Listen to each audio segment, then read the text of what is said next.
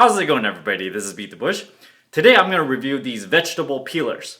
That's right, vegetable peelers, and it has all these little gizmo things that's around it. I'm just going to peel some vegetables and see how it turns out. This one has a small serrated edge. This one has a slightly larger serrated edge. This guy looks like it can make noodles or something, so we'll give that a try. All of these have some sort of little scoop thing, I assume, to scoop out seeds, or you can do a melon baller or something.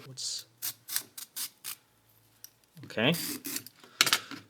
It's supposed to have this little wide grip thing. You're supposed to grip it like this. That, I guess. Okay. Fairly sharp. It seems like after you peel it, it gives it this little texture over here.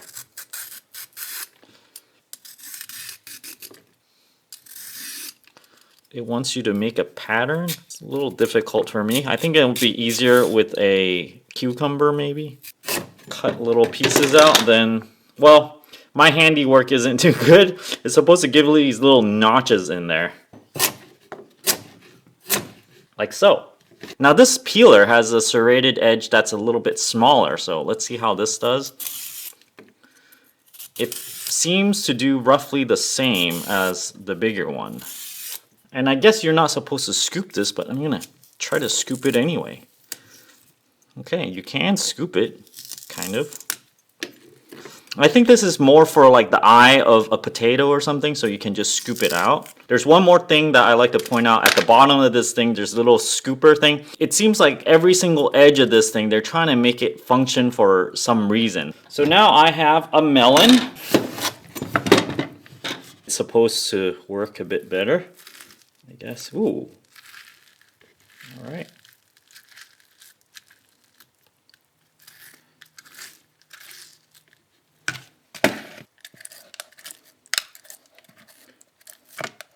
Well, you either use this thing or you use a large spoon.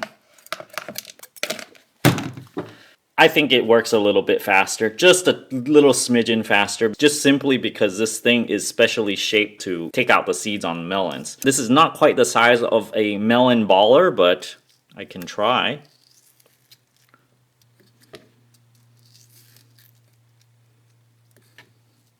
Well, that's great and all. I got all this bald melon, but who's gonna eat the rest of this, huh? Yeah, I don't think this is especially made as a melon baller. It's just a little bit too small. Let me try that again.